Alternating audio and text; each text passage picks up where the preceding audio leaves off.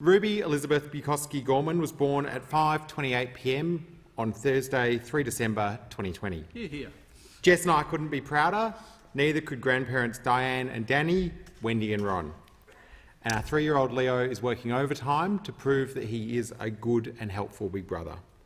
When I was first elected to this place, I spoke of Leo in my first speech, the world I wanted for him and his friends, and a commitment to try and be an engaged parent and an engaged parliamentarian. Because I believe that every child, every parent and every community benefits from us building workplaces across this nation and workplace laws that enable Australians to be fully engaged parents and have fulfilling careers.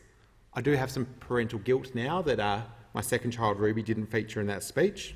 Obviously, for obvious reasons, it wasn't possible, but I need to acknowledge her existence now. Following that, I took more than 3 months away from this place, being a parent, playing Magna Tiles with Leo, monsters, hide and seek, and the rest. And of course, introducing Ruby to our friends, our family, and our local favourites, the Old Laundry, Miller and Baker, the Rosemount Hotel. And for a period of time after Australia Day onwards, I slowly returned to community work, and it is now fabulous to be back here with you, Mr. Speaker. I know it's not a luxury that every person has working in Australia, but it is something that every Australian should have the opportunity to do. And I want to thank the people of the Perth electorate for being so generous to me in enabling me to take that time with my family. And I also want to thank my colleagues in this place on both sides, and but particularly the Leader of the Opposition for his support.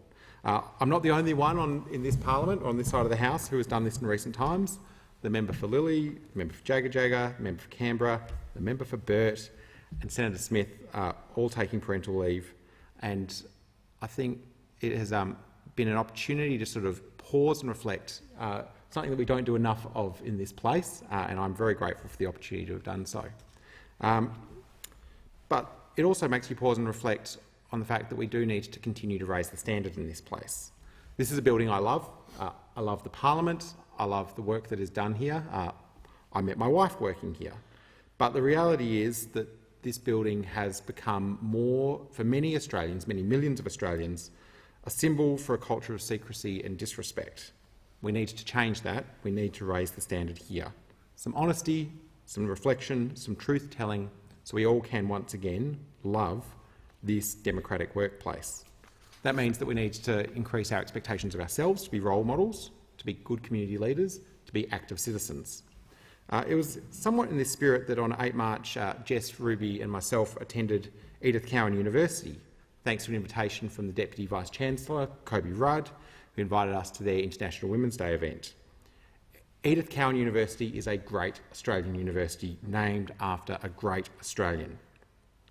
Edith Cowan was the first woman elected to any parliament in Australia. It was 100 years ago last week. And she was elected, she wasn't just a great Australian elected to Parliament, she was elected to represent a great community. She was elected as the member for West Perth within the electorate of Perth. And at the speech at Edith Cowan University, honouring this 100-year milestone, we heard from Libby Lyons, the Director of the Workplace Gender Equality Agency. Her message was that we need men to take more parental leave if we are to achieve true gender equality. And I note today that the Business Council of Australia have come out with a very similar message, saying that we need to provide more parental leave, enabling both men and women to have time with their kids at in those early months. I agree. On this front, I believe that we need to talk about parental time rather than parental leave.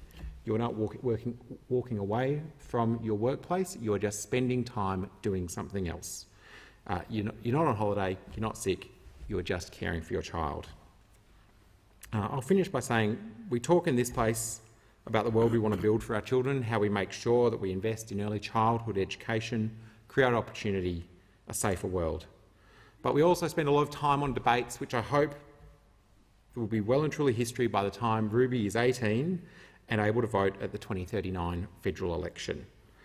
Maybe voting to give Prime Minister Thwaites or Wells a second term. I just hope that whatever it is, the debates on climate change is science-based and is well and truly over with a proper bipartisan consensus, just like Medicare and the NDIS.